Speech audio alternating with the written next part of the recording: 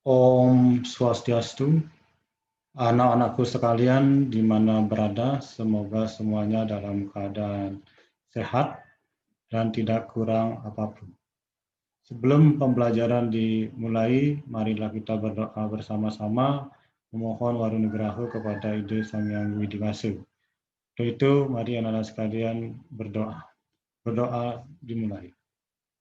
Om Narayana, Om Saraswati Jaya. Yang artinya, ya Tuhan Dewa Narayana, ya Tuhan Dewi Saraswati, semoga hamba berhasil. Kita lanjut anak-anak sekalian untuk mengunjungi Google Classroom anak sekalian. Silakan anak sekalian untuk melaksanakan absensi terlebih dahulu. Karena dengan melaksanakan absensi, anak-anak sekalian sudah bisa memupuk rasa mandiri serta rasa tanggung jawab anak-anak sebagai siswa. Maka itu silakan anak sekalian kunjungi dulu Google Classroom anak sekalian.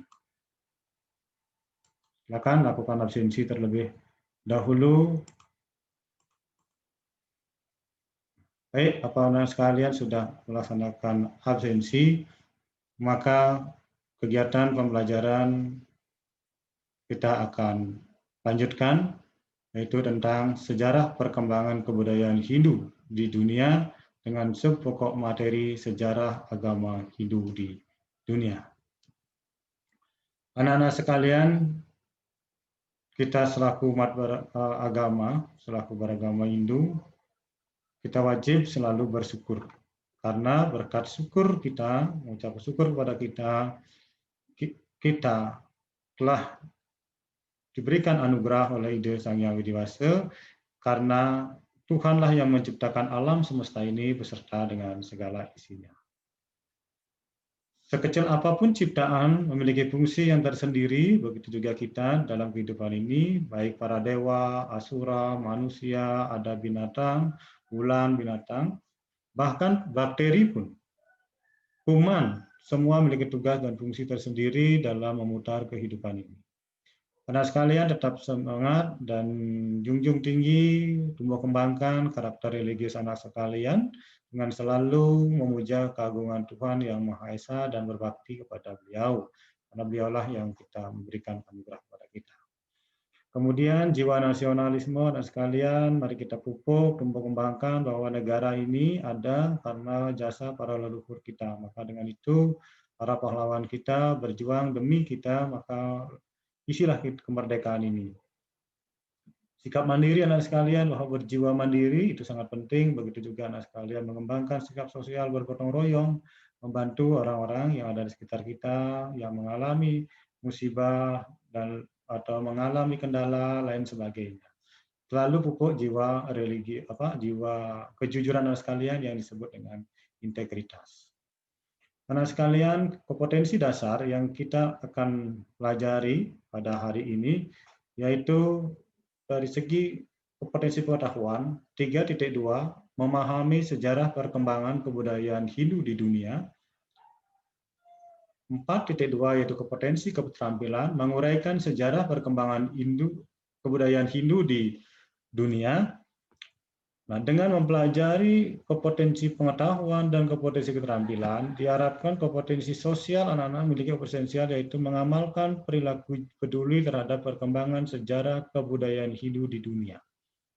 Nah, kompetensi religius, yaitu menghayati perkembangan kebudayaan Hindu di dunia. Adapun tujuan pembelajaran, anak-anak sekalian, melalui menyimak dan menonton tayangan video, peserta didik mampu menjelaskan kebudayaan Hindu di dunia, menggali peninggalan zaman Hindu di dunia, dengan menunjukkan sikap peduli terhadap perkembangan sejarah kebudayaan Hindu, serta meyakini perkembangan kebudayaan Hindu.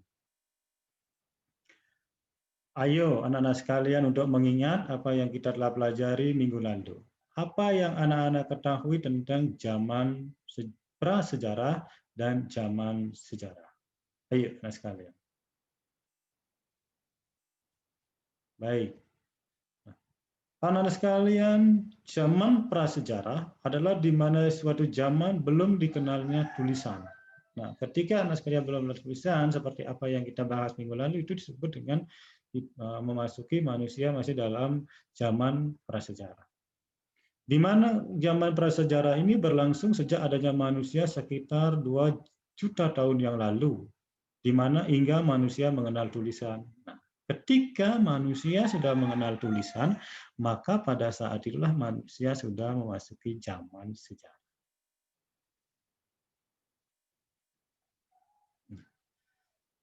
Bagaimana sekarang kita akan belajar tentang sejarah perkembangan kebudayaan Hindu dunia yang begitu luasnya materi kita. Maka karena keluasan materi, kita perlu pilah atau perlu konsepkan.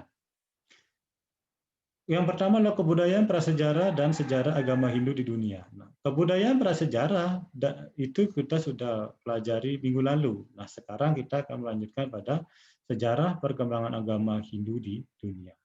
Dan terkait dengan teori-teori masuknya agama Hindu ke Indonesia, itu akan melanjutkan minggu selanjutnya, ada pertemuan pada selanjutnya. Begitu juga dengan bukti-bukti monumental peninggalan prasejarah dan sejarah perkembangan agama Hindu di dunia. Pelestarian peninggalan budaya agama Hindu di dunia, kontribusi kebudayaan Hindu dalam pembangunan nasional pariwisata Indonesia menuju era globalisasi. Nah, ini kita akan berjumpa pada episode berikutnya. Baik, anak-anak sekalian, terkait dengan sejarah agama Hindu di dunia. Agama Hindu di dunia, kalau kita berbicara masalah perkembangan agama Hindu di dunia, kita tidak bisa lepas dengan bagaimana perkembangan agama Hindu yang ada di pertama kali, yaitu di India. Agama Hindu berkembang pertama kali di Hindia, kemudian berkembang ke daerah Mesir.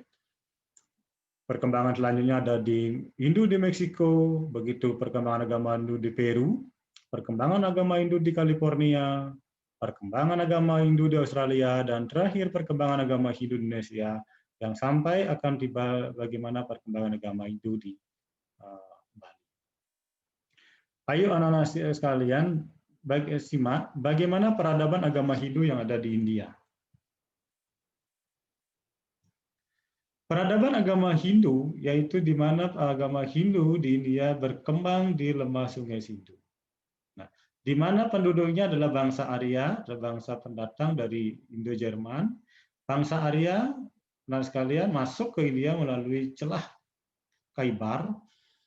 Bangsa Arya menaklukkan bangsa Dravida dan memperbudak mereka. Artinya dulunya di India itu sudah ada yang termasuk yang menghuni, yaitu adalah bangsa Dravida. Kemudian begitu bangsa Arya menyusup ke bangsa Dravida ke India, maka terjadilah sebuah perbudakan di bangsa tersebut. Nah, dengan dalam menata struktur sosialnya, bangsa Arya menciptakan agama Hindu yang dikenal dengan Sanatana Dharma.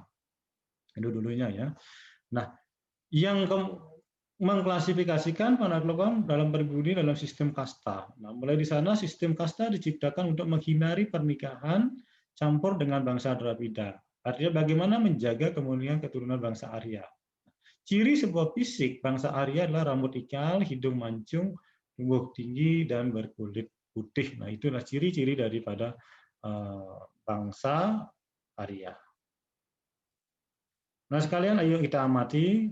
Nah, ini merupakan sebuah peninggalan patung, ya, patung orang berjanggut yang ditemukan di kota Mohenjo-daro dan Harappa.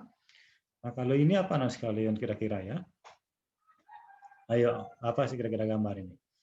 Nah, baik, kalau itu gambar ini yang kedua adalah di mana pada saat itu di kota Mohenjo-daro sudah diketemukan adanya perumahan. Begitu sudah mulai tata, bangunan sudah mulai ada di sana, tata dengan konsep Hindu. Nah, lanjut ada permandian, ini anak sekalian ya. Ini sebuah permandian, adalah kolam yang sudah didata. Anak sekalian, ini apa anak sekalian? Nah, gambar ini menunjukkan adalah gambar pada zaman itu sudah ada dibentuk sebuah stempel. Mulai ada stempel yang zaman sekarang disebut dengan cap, gitu ya. Nah, ada zaman di peninggalan di sana ada orang berdiri di mana mengangkat kaki. Nah, ini kita seperti Siwa Nataraja kalau kita di Hindu. Ya, seperti Siwa Nataraja di mana Siwa sedang dalam menari. Teman sekalian, nanti kita akan cermati bersama-sama begitu peninggalan-peninggalan agama Hindu yang ada di India. Nah, kita apa yang ada tadi, apa yang kita anak-anak lihat tadi sesungguhnya begini. Nah, pertama arca manusia berkepala 3, bertangan 4, berdiri dengan kaki kanan dan kirinya terangkat di depan. Arca ini terbuat dari batu kapur, di mana terbakar, postur tubuhnya memberikan inspirasi kepada kita tentang adanya arca Siwa Nataraja, seperti saya katakan tadi. Nah, kedua, adanya temukan materai berisi perhiasan burung elang yang sedang mengembangkan sayapnya. Kepalanya menghadap ke kiri atas, di atas kepalanya terdapat hiasan ular. Temukan materai yang menggambarkan orang yang berduduk bersila, bermuka 3, bertanduk 2, hiasan kepalanya meruncing ke atas dan dikelilingi oleh para binatang seperti ada gajah, lembu, harimau, dan juga ada badak. Bangunan rumah yang memiliki tata ruang dan tata letak yang sangat baik itu sudah dimulai di zaman itu sudah ada tata letak bangunan, sehingga di Bali kenal juga namanya Astagosali Astagumi itu ya, yang lontar-lontar itu. Nah, arca orang tua yang berjanggut seperti saya gambarkan tadi ya, serta orang arca wanita yang berbentuk badannya agak tinggi. Nah, permainan anak-anak yang terbuat dari tanah liat yang dibakar, sudah mulai ada sebuah permainan anak-anak kita di sana bermain. Kemudian ada sandal terbuat dari bahan kaca.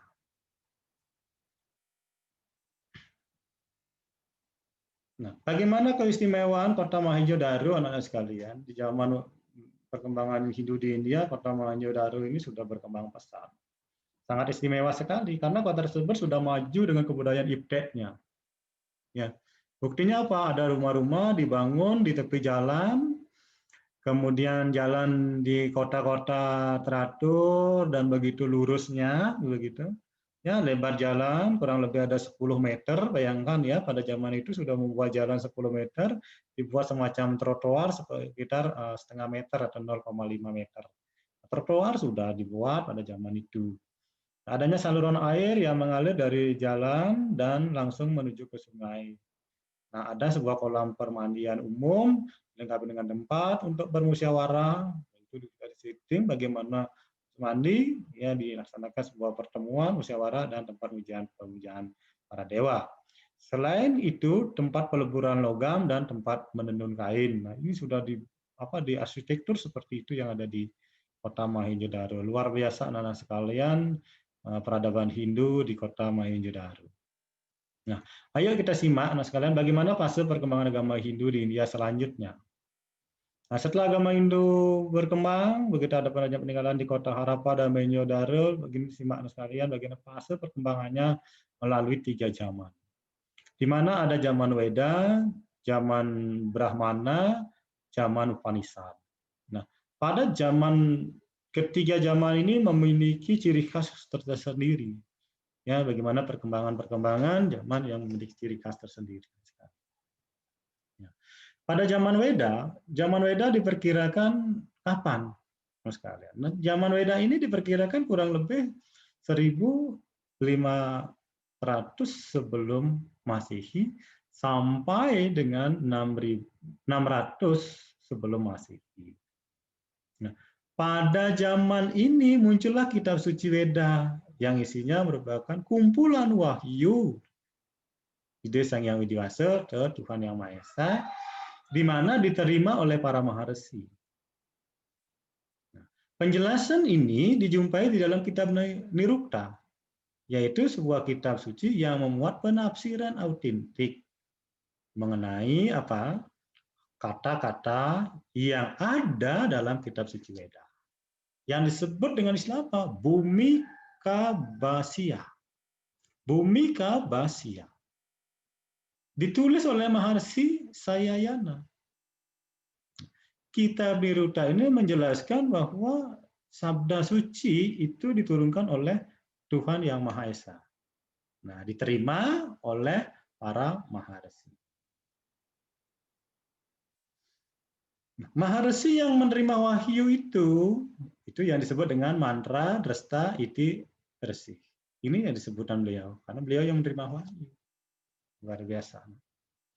Nah, karena kesucian daripada para Maharesi. Dari penjelasan itu dapat disimpulkan bahwa Maharesi yang menerima wahyu itu orang-orang yang suci, yang benar-benar suci. Yang bisa berhubungan langsung dengan Tuhan. Nah, di dalam sastra agama disebutkan bahwa banyak ada para Maharesi yang menerima wahyu. Tetapi yang paling terkenal dengan sebutan yaitu Saptarsi. Nah, siapakah Saptarsi itu? Anak sekalian, yang pertama ada Maharesi Gritsamada, Maharesi Wiswamitra, Maharesi Wamadewa, Maharesi Atri, begitu juga Bharadwaja, Maharesi Wasista, dan Maharesi Kandu. Ya. Nah, ketujuh itulah yang disebut dengan Saptarsi. Ini di zaman Weda. Menurut tradisi Hindu, Maharesi yang terpopuler sangat berjasa besar, ya tiada lain adalah Maharesi Vyasa. Beliau yang sangat populer di antara ketujuh para Maharesi itu. Nah, beliau dikenal dengan sebutan Kresna Dwipayana Vyasa. Maharesi Vyasa inilah yang mengkodifikasikan kitab suci Weda, dibantu oleh para muridnya. Ya, dibantu oleh para muridnya. Yang pertama adalah Maharesi Paila atau Pulaha, disebut dengan Pulaha. Beliau menyusun kitab suci Weda. Nah, jasa beliau besar, Maharesi Paila ini, anak sekalian, beliau menyusun Weda. Maharesi Jaimini yaitu menyusun kitab Samaweda. Nah, Maharesi Vaisampayana dia menyusun kitab Yajurveda. Begitu juga halnya dengan Maharesi Sumati menyusun kitab Atharvaveda. Nah, kitab-kitab ini yang disusun itu adalah Rigveda, apalagi Samaweda, ada di Yajurveda, ada Atharvaveda. Ya, ini yang disebut dengan Caturveda Samhita. Nah, sekali lagi Caturveda Samhita inilah yang dikodifikasikan oleh Maharesi Vyasa yang dibantu oleh siswa-siswa beliau. Nah, pada zaman Weda sudah memuja para dewa. Nah, tahukah anak-anak sekalian, dewa yang paling populer dipuja di India itu dewa apa?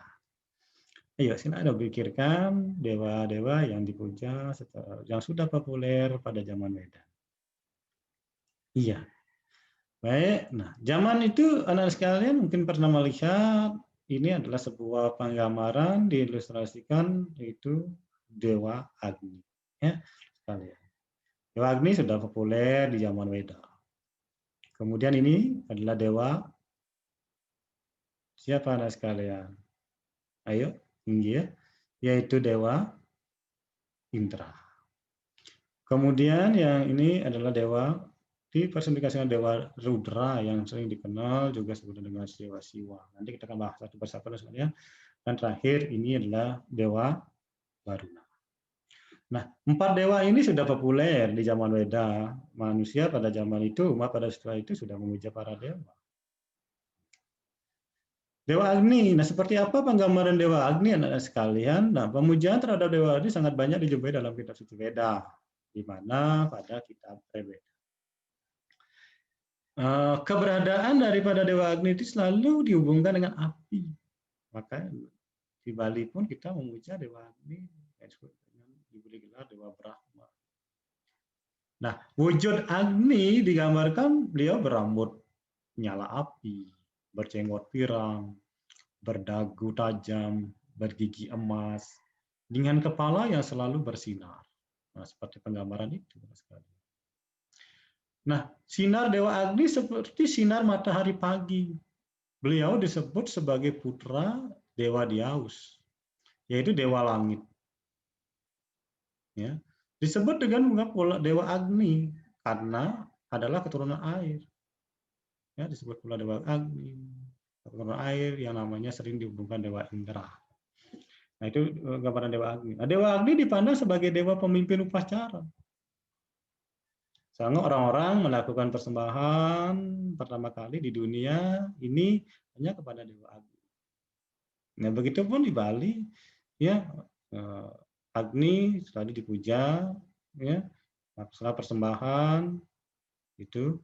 Nah, selanjutnya matahari dipandang sebagai perwujudan Dewa Agni yang dipandang sebagai cahaya surga pada waktu langit cerah. Nah, itulah penggambaran daripada Dewa Agni. Nah, lanjut pada Dewa Indra, seperti apa penggambaran Dewa Indra? Dewa Indra, keberadaan Indra sangat dominan di dalam kitab suci Weda. Kenapa? Disebutkan ada 200 mantram yang mengagungkan Dewa Indra di zaman Weda. Kata Indra berasal dari kata IND ya, dan Dri yang artinya memberi makan. Nah, menurut Nirukta, kata IND penuh dengan hak tenaga. Nah, Indra pada mulanya adalah dewa hujan yang bersenjatakan bajra atau petir. Beliau pernah mengalahkan raksasa Wertra. Nah, Dewa Indra lebih dikenal sebagai dewa perang, mengalahkan 3 benteng musuh. Nah, karena itulah yang disebut dengan Puramdara. Nah, Dewa Indra ini disebut dengan Puramdara atau Trip Puramtaka karena beliau luar biasa dengan kehebatan perang.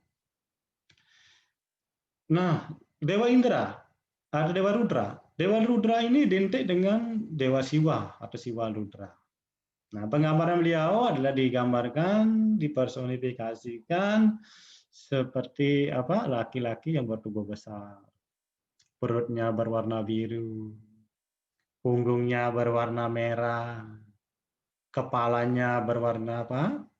Warna biru, lehernya berwarna putih, kulitnya berwarna kecoklat-coklatan, rambutnya panjang terurai, bahkan seluruh tubuhnya memancarkan cahaya kemasan.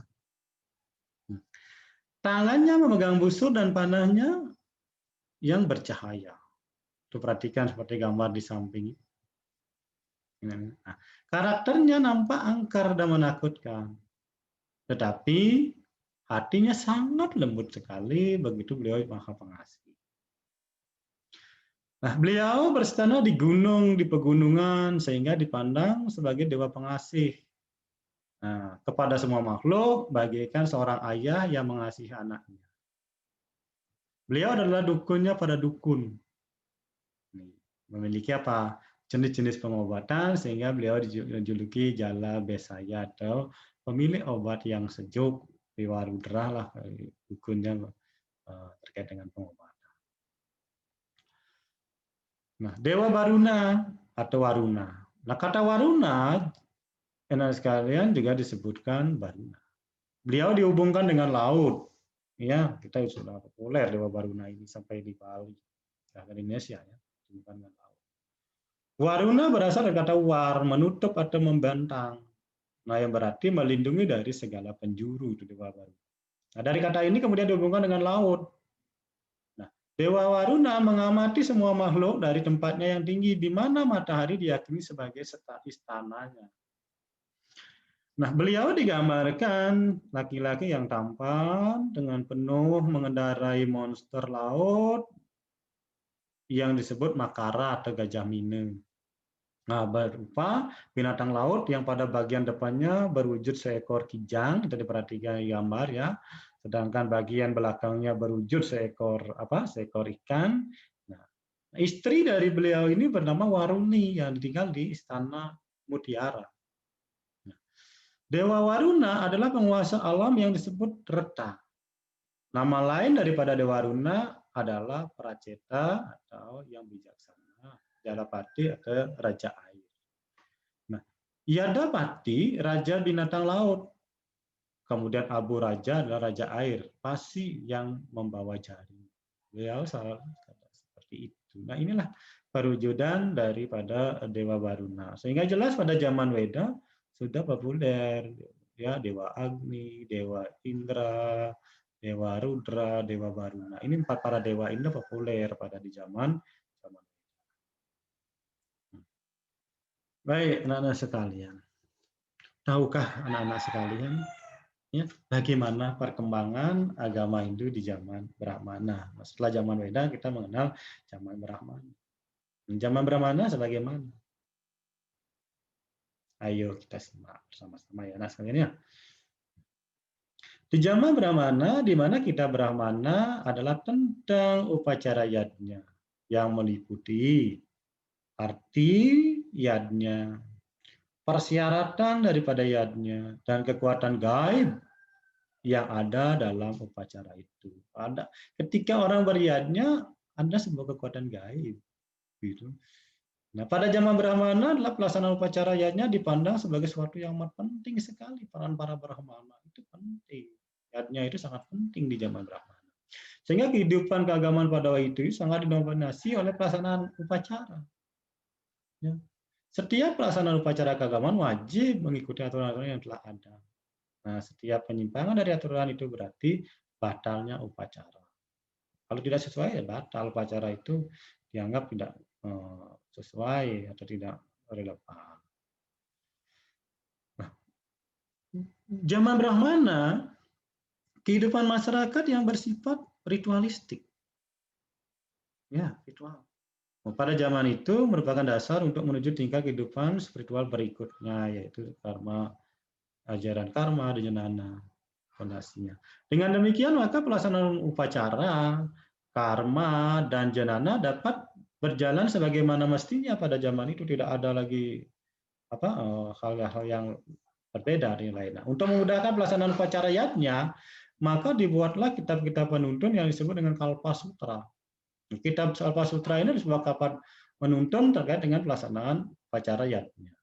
Nah, kitab Kalpa Sutra ini bersumber dari kitab Brahmana dan dimaksudkan dapat digunakan sebagai pedoman bagi setiap orang yang telah berumah tangga dan bermasyarakat. Karena apa? Karena menurut isinya, kitab Kalpa Sutra ini dapat diklasifikasikan menjadi 4. Yang disebut diantaranya adalah Srauta Sutra, ada Greya Sutra, Dharma Sutra, dan Sulwa Sutra. Nah, 4 kitab ini mari kita bahas secara bersama-sama sekalian ya. Kitab Srauta Sutra yang pertama itu adalah kitab yang memuat tentang penjelasan tata persembahyangan Agnihotra dan persembahyangan dasa purnamas. Nah, apa itu dasa purnamas? Itu persembahyangan yang dilakukan pada hari purnama dan tilam atau bulan mati. Sehingga pada zaman itu sudah mengenal purnama, mengenal tilam gitu. Nah, selain itu juga ada kitab penuntun upacara besar. Nah, dalam lingkungan keluarga raja dan negara, misalnya ada namanya upacara Raja Surya. Kemudian ada terkenal dengan upacara Aswamedha. Raja Surya ini adalah upacara penobatan untuk seseorang menjadi raja. Sedangkan Aswamedha itu adalah upacara pelepasan kuda di mana diikuti oleh sepasukan tentara untuk menentukan sebuah wilayah. Ini Aswamedha. Ya, menentukan sebuah wilayah, dilepaskanlah kuda-kuda itu. Griya Sutra. Nah, pada zaman ini adalah pokok tentang penyucian atau sangaskara.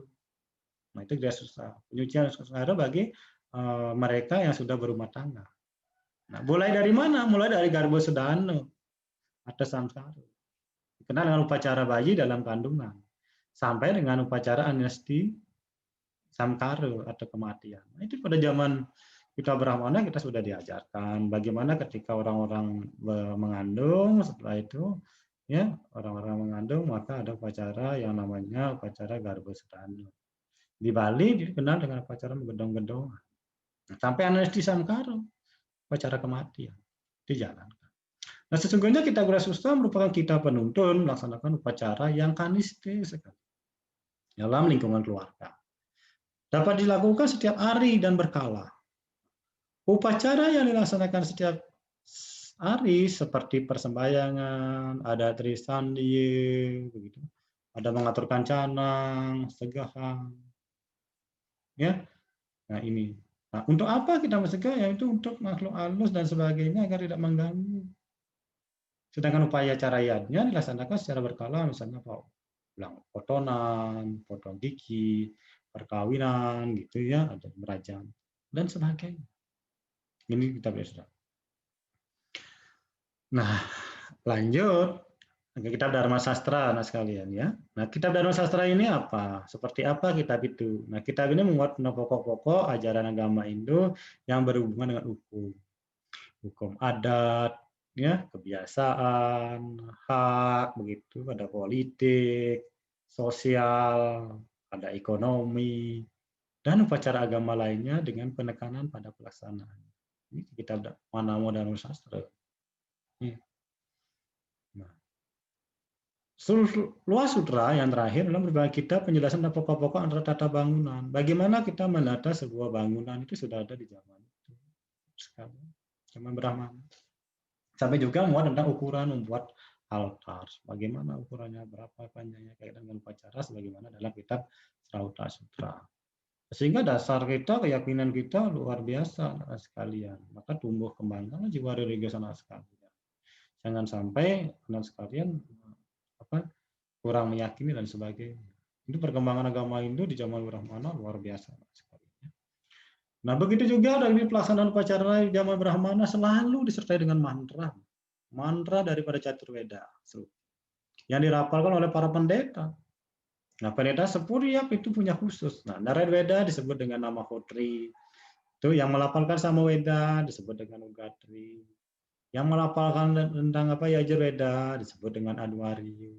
Pendeta yang merapalkan tentang Atharvaveda disebut dengan Brahma. Keempat, kitab suci ada pendetanya, ada Hotri, Udgatri, Adwari, dan Brahma. Nah, tahukah anak-anak sekalian bagaimana perkembangan agama Hindu di Upanishad? Saya yakin anak sekalian, ya, pernah membaca, pernah menonton, pernah menyimak. Ya kalau belum, ya, mari kita bersama-sama kita bahas. Perkembangan zaman Upanishad itu adalah di mana agama kita sudah ada mulai dari daratan tinggi Dekan ke lemah Sungai Yamuna, terus meluas sampai ke lemah Sungai Gangga, ini terus meluas, ya, dari Sindu kemudian ke luas Yamuna, Sungai Gangga, penduduknya mata pencaharian sudah berdagang.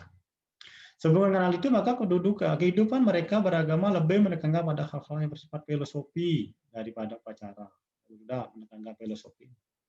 Dengan demikian muncullah diskusi-diskusi keagamaan antara para resi, yaitu antara para resi sebagai dengan siswanya. Ini sudah mulai. Ya. Dari para siswanya yang melakukan selalu aktif dalam agama dengan metode diskusi dan akhirnya menimbulkan perkembangan filsafat yang lebih menekankan pada aspek yamana. Ini kalau kita berbicara Upanishad lebih cenderung itu banyak tentang filsafat yang menekankan kehidupan beragama dalam bidang filsafat. Nah, pandangan Yunani dalam Upanishad adalah mengajarkan bahwa segala sesuatu itu yang bermacam-macam ini dialirkan dari satu asas. Satu realitas tertinggi yang tidak dapat dilihat, tidak dapat dibagi-bagi, tidak dapat ditangkap oleh akal manusia, tetapi melingkupi segala yang ada di alam semesta ini. Makanya dari satu asas. Semua yang ada ini dari satu asas. Itulah yang disebut dengan Brahman, Tuhan Yang Maha Esa. Brahman itulah yang dipandang sebagai pusat, awal, dan berakhirnya segala sesuatu yang ada dan yang mungkin ada, serta bersifat transenden dan imanen. Lalu seperti apa sifat transenden Tuhan dan sifat imanen Tuhan? Transenden berarti Brahman atau Tuhan ada di luar batas alam pikiran manusia. Seperti gambarkan dalam Acinti. Luar batas pikiran manusia. Imanen artinya Brahman ada di dalam batas pikiran manusia, dapat dipikirkan oleh manusia. Dalam kitab Aranyaka Upanishad disebutkan bahwa itu memiliki sifat neti-neti. Artinya bukan kasar, bukan pendek, bukan panjang, bukan bayangan, bukan kegelapan, bukan hawa, bukan tanpa ukuran. Ya, tanpa lahir, tanpa batin. Nah ini ya, itu tanpa batin beliau, tanpa lahir. Pokok ajaran Upanishad adalah mengenai hal kekat metafisika. Jika sekalian pernah belajar metafisika, inilah kekat daripada ajaran Upanishad. Tanpa mengadakan pendekatan pada aspek ritualnya. Nah, lebih banyak ajaran filsafat pendekatan pada aspek kerohanian yang meliputi Brahman, Atman, Maya, Widya, etika, karma, samsara, dan moksha. Nah, pada zaman Upanishad, sistem kehidupan manusia atau hidup kerohanian masyarakat tumbuh dan berkembang dengan subur. Ya. Hal ini dibuktikan dengan adanya apa anak sekalian adalah berbagai macam aliran keagamaan yang seluruh aliran itu dengan istilah Nango Darsana, 9 ajaran filsafat. Ada Astika dan Nastika. Nah, yang tergolong Astika atau Sadarsana meliputi Niyaya, Vaisesika, Mimamsa, Samkhya, Yoga, dan Vedanta. Ini ya, Niyaya, Vaisesika, Mimamsa, Yoga, ya, Samkhya dan Vedanta itu adalah tergolong apa? Astika. Sedangkan Nastika meliputi Buddha, Charwaka, dan Jaina. Terus kita lanjut sekalian. Bagaimana perkembangan agama Hindu di negara lain setelah kita bahas tadi di mana tadi? Di India ya. Nah, setelah kita bahas di India ya kita sekarang bagaimana membahas negara lain karena agama kita berkembang sampai ke Indonesia. Nah, baik anak sekalian. Nah, pertama di Mesir. Nah, Mesir ada sebuah prasasti dalam bentuk institusi yang berhasil digali di Mesir yang berangkat tahun 1280 sebelum Masehi. Nah, isinya memuat tentang apa? Perjanjian adalah Raja Ramses II dengan bangsa itu. Dalam perjanjian dilaksanakan oleh Raja Ramses II dengan bangsa Hittite tersebut, Maitra Waruna sebagai dewa kembar dalam Weda. Ini telah dinyatakan sebagai saksi. Maitra Waruna adalah sebutan dari Tuhan Yang Maha Esa dalam konsep kerohanian Hindu. Raja-raja Mesir di zaman purbakala mempergunakan nama-nama seperti Ramses I, Ramses II, Ramses III, dan seterusnya. Nah, tentang kata Ramses mengingatkan kita kepada Rama terdapat dalam kitab Ramayana. Rama oleh umat Hindu diyakini sebagai penjelmaan Awatara Wisnu, ya bagaimana beliau bisa menghancurkan keangkara murkaan dari bumi ini. Nah, lanjut yang kedua di Afrika Utara. Nah, mengenal istilah ada gurun. Nah, samudra dalam bahasa Samudra Sagara. Ada kemungkinan bahwa kata Sahara yang sekarang merupakan salah satu dari kata Sagara dalam bahasa Sanskerta. Dikatakan juga bahwa ketika Sahara atau masih ada di bawah air, masyarakat yang hidup sekelilingnya kebanyakan dari mereka yang menggunakan nama-nama yang ada hubungannya dengan bahasa Sanskerta. Beberapa di antara mereka dinyatakan mempunyai hubungan keluarga dengan negeri Kosala. Ketiga ada di Meksiko. Meksiko terbilang negeri yang sangat kuno ya. Masyarakat negeri ini dikatakan telah terbiasa merayakan sebuah hari pesta ria yang disebut dengan Hari Ramasita. Waktu pesta ria ini memiliki hubungan erat dengan hari suci Dussara atau Navaratri. Nah, dalam Hindu yang ada di India. Penggalian peninggalan bersejarah yang dilakukan di negeri Meksiko telah menghasilkan penemuan beberapa, yaitu yang disebut dengan ada penemuan patung Ganesha. Patung Ganesha itu di Meksiko. Nah, festival Ramasita dirayakan oleh masyarakat Meksiko disamakan dengan perayaan Hari Dusasara atau Hari Navaratri. Penemuan patung-patung Ganesha yang dihubungkan dengan Arca Ganesha sebagai putra Dewa Siwa dalam mitologi Hindu. Masyarakat Astika adalah suku bangsa Aztec itu sendiri yang kebanyakan di antaranya merupakan kepercayaan memuja daripada Dewa Siwa. Perkembangan agama Hindu selanjutnya di Peru. Di sebelah barat daya Amerika Latin terdapat negeri yang disebut dengan nama Peru. Penduduknya melakukan pemujaan terhadap Dewa Matahari. Nah, hari-hari raya tahunan masyarakat ini jatuh pada hari-hari solis. Masyarakat negeri Peru dikenal nama Inca. Nah, kata Inca berasal dari kata Ina yang berarti matahari. Asian Tipe RSD jilid 1 halaman 426. Solstice jatuh pada 21 Juni dan 22 Desember, yaitu pada hari-hari di mana matahari telah sampai pada titik sampai pada titik deklinasinya di sebelah selatan dan di sebelah utara untuk kembali lagi pada peredarannya. Sebagaimana biasanya, mulai tanggal 21 Juni matahari berada pada titik bumi belahan utara atau Uttarayana, waktu yang dipandang baik untuk melaksanakan upacara yang berkaitan dengan Dewa Yani. Nah, sedangkan tanggal 22 Desember, matahari berada di titik bumi belahan selatan atau Dakshinayana, di mana waktu ini dipandang baik untuk melaksanakan upacara budayanya. Itu sudah mulai penggambaran di Peru peninggalannya. Nah, di California, sekalian, California adalah merupakan sebuah kota yang terdapat di Amerika Serikat, di mana kota ini diperkirakan memiliki hubungan dengan kata Kapila Arania.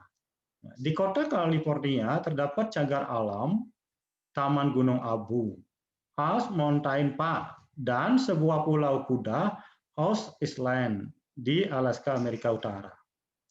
Kita mengenal kisah dalam Kitab Purana tentang keberadaan Raja Segara dan 60.000 putra-putranya yang dibakar habis hingga menjadi abu oleh Maharsi Kapila.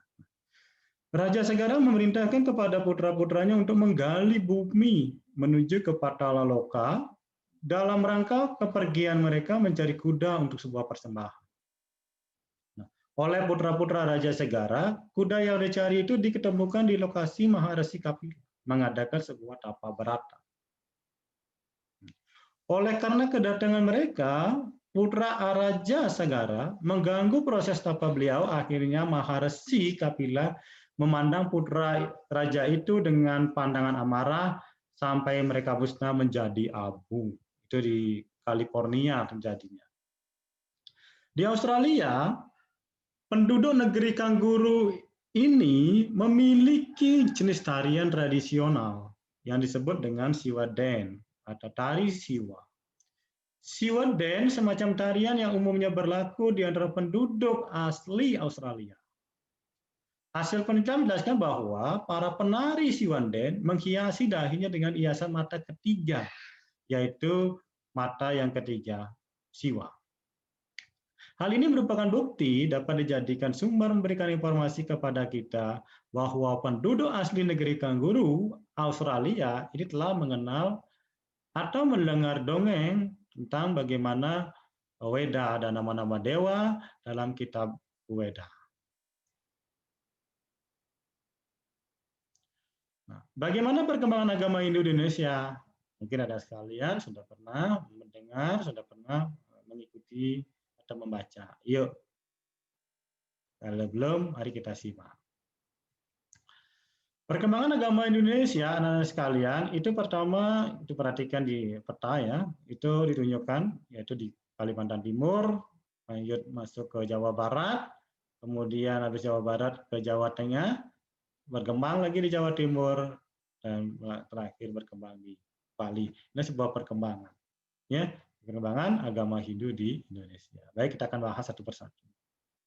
Di Indonesia banyak ditemukan berbagai bentuk peninggalan sejarah bercorak Hindu. Agama Hindu disebut sebagai agama tertua dalam sejarah peradaban manusia. Agama Hindu pertama kali tumbuh dan berkembang dengan subur di negara Hindia. Di sana agama Hindu berkembang pesat. Nah, setelah di India barulah agama muncul ke negara-negara lain seperti yang saya sebutkan tadi. Nah, peninggalan sejarah agama Hindu pun sangat banyak dan beraneka ragam tersebar di berbagai negara. Nah, perkembangan ajaran agama Hindu berawal dari sekitar 1500 Masehi, sebelum Masehi, dengan datangnya bangsa Yunani. Mereka memasuki wilayah Nusantara dengan perahu layar. Kelompok ini datang dari Kamboja. Mereka mendirikan sebuah rumah dan hidup secara berkelompok dalam masyarakat desa, menetap di Nusantara. Kebudayaan mereka ya cukup maju. Mereka sudah bercocok tanam, gitu. Mereka sudah berdagang dan membuat peralatan tanah dari logam. Nah, kepercayaan yang dianutnya adalah animisme dan dinamisme.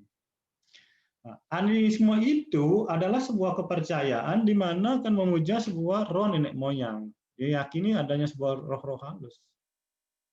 Dinamisme adalah memuja terhadap benda-benda yang dianggap memiliki kekuatan gaib. misalnya keris, tombak, batu akik, itu.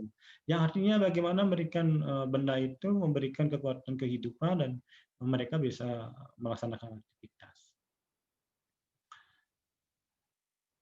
Nah, lalu siapakah yang menyebarkan pengaruh Hindu ke Indonesia? Ini kita harus tahu dan sekalian siapa yang akan menyebarkan agama Hindu ke agama Hindu itu sampai ada di Indonesia.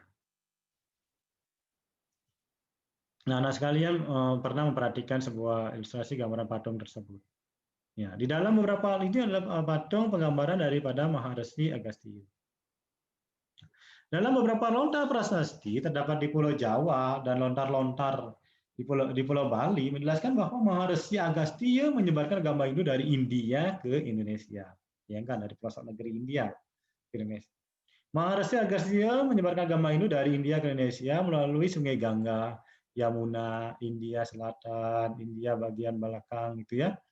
Namanya disucikan di dalam prasasti Dinoyo atau Dinaya. Prasasti Dinoyo ditemukan di Jawa Timur yang ditulis dengan berangkat tahun Saka 682 atau 760 Masehi. Dalam kitab itu, dalam prasasti tersebut menjelaskan bahwa seorang raja yang bernama Gajayana itu membuat pura suci untuk Resi Agastya. Dengan maksud untuk mohon kekuatan suci dari Resi Agastya. Dalam prasasti Porong juga disebutkan. Ada di Jawa Tengah berangkat tahun Saka 785 atau sekitar 863 Masehi. Juga menyebutkan keagungan serta kemuliaan dari jasa-jasa Maharesi Agastya. Mengingat kemuliaan Maharesi Agastya, maka beliau diberi julukan gelar Agastya Yatra, perjalanan suci Maharesi yang tidak mengenal kembali dalam pengabdiannya untuk Dharma. Kemudian Pite Segara artinya bapak daripada lautan, karena beliau yang mengarungi lautan. Nah, kita dari satu persatu, nah sekalian dari Kalimantan Timur, ya. Nah, Kalimantan Timur bukti agama Hindu berkembang pertama kali awal tahun 4 Masehi, ya 4 Masehi. Apa yang ditemukan sebagai dasar ditemukan adalah 7 buah yupa di Kalimantan. Nah, kehidupan keagamaan pada waktu itu sangat menyatakan bahwa yupa itu didirikan untuk memperingati dan melaksanakan yagnya oleh Raja Mulawarma. Gitu. Nah, pada keterangan yang lain menyatakan bahwa Raja Mulawarman melakukan yagnya pada suatu tempat untuk memuja Siwa. Tempat itu disebut dengan Wapra Kaswara, yang terkenal lah. Di Jawa Barat, sekalian. Nah, perkembangan agama Hindu setelah dari Kalimantan Timur menuju Jawa Barat. Nah, agama Hindu berkembang di Jawa Barat ketika abad ke-5 dengan temukan 7 buah prasasti, yakni prasasti Ciaratiun, kebun kopi, jambu, pasir awi, Muara Cianten, Tugu, dan Lebak. Nah, prasasti tersebut berbahasa Sanskerta dengan memakai huruf Pahlawa. Perhatikan di samping kita ini. Nah, menyebutkan sumber prasasti itu didapatkan terangan menyebutkan Raja Purnawarman dari Kerajaan Daruma menganut ajaran Hindu. Beliau adalah Raja Gagah Berani yang dilukiskan dengan tapak kakinya disamakan dengan tapak kaki Dewa Wisnu. Perhatikan ya. Bukti lain yang ditemukan di Jawa Barat adanya perunggu di Cibuya yang menggunakan atribut Dewa Siwa. Dan diperkirakan dibuat pada masa Kerajaan Tarumanegara. Berdasarkan data tersebut, maka jelas bahwa Raja Purnawarman adalah penganut ajaran Hindu dengan memuja Trimurti sebagai manifestasi itu Sang Hyang Widiwasa atau Tuhan. Nah, perkembangan selanjutnya di Jawa Tengah. Di Jawa Tengah agama Hindu berkembang itu dengan ditemukannya adalah prasasti Tukmas di lereng Gunung Merbabu. Nah, prasasti ini juga berbahasa Sanskerta berhuruf Pahlawa. Lebih mudah dari prasasti Purnawarman. Dalam prasasti ini dilukiskan ada atribut Trimurti, yaitu Trisula, ada kendi, ada cakra, ada kapak, dan bunga teratai Mekah. Diperkirakan abad tahun 650 Masehi.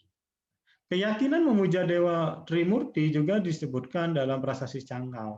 Di bawahnya ada prasasti Canggal ya, yang Sanskerta hurufnya Pahlawa juga. Di dalam prasasti Sanggar dikeluarkan oleh Raja Sanjaya pada tahun 654 Saka atau sekitar 576 Masehi dengan candra sangkala berbunyi seperti ini. Sruti indriya rasa. Nah, isinya memuat tentang pemujaan terhadap Dewa Siwa, Dewa Wisnu dan Dewa Brahma sebagai Trimurti. Nah, karena ini adalah tahun Candra Sangkala, artinya membacanya itu Sruti Indriya Rasa, itu Sruti diartikan 4, artinya Pacatur Veda Samhita. Indriya panca, yaitu 5. Rasa artinya sadrasa dan nama rasa. Sehingga terbalik ketika menjadi tahun Saka, maka dari belakang ke tengah dan di utama. Nah, itu jadilah 654, bukan 456, tetapi 654. Itu cara untuk membaca tahun Candra Sangkala. Nah, adanya kelompok Candi Arjuna, Candi Sri Kandi di dataran tinggi Dieng dekat Wonosobo. Nah, dari abad ke-8 Masehi dan Candi Prambanan yang dihiasi dengan arca Trimurti. Ini didirikan pada tahun 850 ya, 56 Masehi. Merupakan bukti agama ini sangat pesat terjadi di Jawa Tengah. Nah, setelah di Jawa Tengah, di Jawa Timur. Perkembangan agama Hindu di Jawa Timur begitu dibuktikan dengan adanya prasasti di Noyo, yang di dekat kota Malang, saya sebutkan tadi. Prasasti Noyo berbahasa Sanskerta dengan ditulis memakai huruf Pahlawa, Jawa kuno. Isinya memuat apa, Anak sekalian? Memuat tentang pelaksanaan upacara besar diadakan oleh Raja Dewa Sima pada tahun 760 Masehi, yang dilaksanakan oleh para ahli Weda. Para Brahmana besar, para pendeta dan penduduk negeri. Dewa Sima adalah salah satu raja dari kerajaan Kanjuruhan. Kemudian ada Candi Budut, adalah bangunan suci yang tidak dapat di daerah Malang sebagai peninggalan tertua kerajaan yang ada di Jawa Timur. Kemudian di Bali, ya, Pulau Bali, karena sekalian yang warisi saat ini, yaitu sampai Matahsu, ya, luar biasa sekali. Ya, nah, agama Hindu di Bali diperkirakan abad ke-8 dia masuk. Ditemukan prasasti Belanjong, ya, itu di layar, nah sekaliannya perhatikan ya. Prasasti Belanjong tahunnya berapa? 835 Saka. Ya, lagi 835 Saka, yaitu sekitar 913 Masehi. Selain itu ada hal ini dibuktikan dengan adanya prasasti-prasasti Arca Siwa yang bertipe sama dengan yang ada di Dieng. Nah, Dieng itu di mana, Mas sekalian? Dieng itu adalah di Jawa Timur yang berasal dari abad ke-8. Nah, menurut Lontar di Bali bahwa Empu Kuturan sebagai pembaharu agama Hindu di Bali. Nah, pengaruh Empu Kuturan di Bali cukup besar, Mas sekalian. Adanya sekte-sekte pada zaman sebelumnya dapat disatukan dengan pemujaan melalui Kahyangan 3. Nah, Kahyangan Jagat yang sekalian sawarisi, Sat Kahyangan, Sangga Kemulan, sebagaimana termuat dalam Usana Dewa. Mulai abad inilah di masyarakat adanya pemujaan Trimurti di Puro Kahyangan 3, dan sebagai penghormatan jasa beliau dibuatkanlah pelinggih Manjang Sakeluang atau Manjang Saluang. Beliau moksa di Puro Silayukti. Nah, kita anak-anak sekalian pasti setiap desa Pakraman pasti ada di Pura Pusat, pasti ada sebuah pelinggih yang ya ada menjangan Sakeluang, yaitu bangunan bentuk menjangan, ya ada di gedong itu biasanya di paling barat atau sebelum Taksu di barat itu. Nah, itulah perkembangan agama Bali. Beliau sangat berjasa besar sehingga bagaimana ada banyak sekte yang ada di Bali dengan masyarakat atau masyarakat Hindu yang ada di Bali pada saat itu banyak ada aliran, kemudian disatukan aliran itu menjadilah sebuah Trimurti, ajaran Trimurti ini. Inilah anak-anak sekalian harus perlu ketahui sehingga hidup kita di Bali bisa terjaga dengan keharmonisan, dengan bagaimana Taksu Bali yang memang luar biasa sekali. Nah, lebih lanjut nanti kita pelajari bagaimana perkembangan agama Hindu di Bali. Nah, Perkembangan agama Hindu di Bali sejak ekspedisi Gajah Mada, dilanjutkan dengan ke Bali tahun 1343 sampai akhir abad ke-19, masih terjadi pembaharuan dalam bidang pengalaman ajar agama. Perhatikan patung tersebut, gambar tersebut sekalian ya. Nah, ini adalah masa dalam waktu Renggong di mana agama Hindu mencapai masa zaman keemasan dengan datangnya Dangyan Nirarte atau Dangyan Dwi Jendro dari ke Bali pada abad ke-16. Beliau datang ke Bali. Nah, jasa beliau sangat besar sekali di bidang arsitektur agama, arsitektur, sastra agama. Demikian juga di bidang tempat suci. Rambut Tiwi, kemudian ada Pati Tengah, ada dalam Gedung di Kelungkung. Nah, jasa besar Dangyan Dwi Jendro. Nah, Dangyan Nirarte atau disebut dengan Dangyan juga disebut dengan Pedanda Sakti Wawu Orang. Beliaulah yang mengajarkan para Brahmana di Bali. Nah, itu ya anak sekalian ya tentang sejarah perkembangan agama Hindu di dunia. Nah, nanti terkait dengan agama Hindu di Bali masih kita akan bahas pada pertemuan-pertemuan selanjutnya ya. Nah, itu lumayan memerlukan waktu kita untuk membahas sejarah perkembangan agama Hindu yang di Bali secara khusus. Ya, nah, harapan kita anak sekalian di dalam kehidupan anak-anak sekalian di mana berada bahwa jangan sampai sekali-sekali meninggalkan sebuah sejarah. Sejarah itu penting karena bagaimana leluhur kita hidup pada zaman itu kemudian sampai mewarisi kita yang ada ini dalam keadaan damai. Apalagi di Bali anak sekalian. Luar biasa jasa-jasa para maharsi, para leluhur kita dalam mewujudkan Bali yang merdeka sampai saat ini. Sehingga ingat, nah jangan sampai adalah yang belum baik itu belum tentu baik itu ya yang belum tentu baik itu jangan sampai kita lakukan tapi kita lakukan apa yang kita sudah diwariskan oleh leluhur kita karena belum tentu yang baru itu akan memberikan pengaruh yang lebih baik daripada yang sebelumnya. Nah maka itu ayo mari kita simpulkan sekali. Nah, perkembangan agama Hindu diawali dari India pada lembah Sungai Sindu yang selanjutnya melalui 3 fase perkembangan. Masih ingat sekalian ya, ada zaman Weda, ada apa lagi? Zaman Brahmana ya, ada zaman Upanishad. Nah, setelah agama Hindu di India berkembang, maka perkembangan menyebar ke negara-negara lain, ada di Mesir, ada di Afrika Utara, ada di Meksiko, ada di Peru, ada di California, ada Australia, Indonesia. Di Indonesia juga dimulai dari Kalimantan Timur ya, Kalimantan Timur, Jawa Barat, ke Jawa Tengah, Jawa Timur, sampailah di Bali saat ini ya. Nah, banyak bukti-bukti ya sekalian ya di beberapa bukti seperti di Kalimantan Timur kita menemukan adanya yupa. Kemudian di mana? Jawa Barat ada 7 buah prasasti. Di Jawa Tengah ada prasasti Tukemas, ada prasasti Sanggal. Di Jawa Timur ada prasasti Noyo, di Bali ada prasasti Banjong di Sanur. Itu menandakan perkembangan agama itu luar biasa. Maka itu perlu kita lestarikan. Mari kita jaga bersama-sama. Nah sekalian, ya di mana umpamanya di Kalimantan Timur ya sesuaikan dengan daerah Kalimantan Timur. Biarkan agama Hindu berkembang sesuai dengan adat dan tradisi. Gitu ya. Tidak perlu kita mengadopsi yang di Kalimantan Timur biar sampai sama dengan di Bali tidak usah. Ya, karena itu memiliki lokal genius. Nah, Indo ini kan Indo Nusantara yang ada di Indonesia. Nah, baik, anak sekalian, ayo kita melakukan refleksi, perenungan sejenak terkait apa yang kita pelajari sebagai generasi muda Hindu, ya anak sekalian. Nah, mari kita bersama-sama. Nah, kalau bukan kita, lalu siapa yang kita suruh untuk menjaga ini? Siapa yang suruh untuk melestarikan? Ya, begitu luar warisan kita, budaya kita yang diwariskan oleh pendahulu-pendahulu. Wah, ternyata belajar agama merupakan agama tertua di dunia. Dengan kitab suci Weda, ya sungguh luar biasa. Peninggalan agama Hindu yang diwariskan kepada generasi muda. Mari kita jaga seperti saya katakan tadi.